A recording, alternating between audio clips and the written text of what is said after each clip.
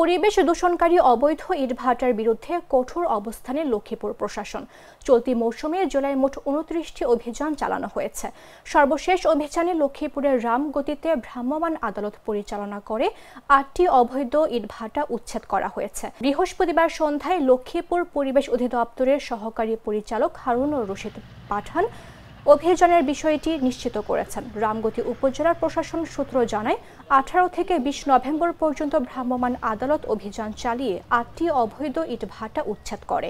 এ ব্যাপারে লক্ষ্মীপুর পরিবেশ অধিদপ্তরের সহকারী পরিচালক হারুনুর রশিদ পাঠান বলেন, জেলাতে শতাধিক অবৈধ ইটভাটা রয়েছে।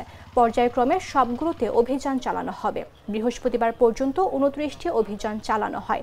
অবৈধ ইটভাটা ভেঙে দেওয়ার পরেও যাতে চালু করতে না পারে সেদিকেও তাদের নজর রয়েছে।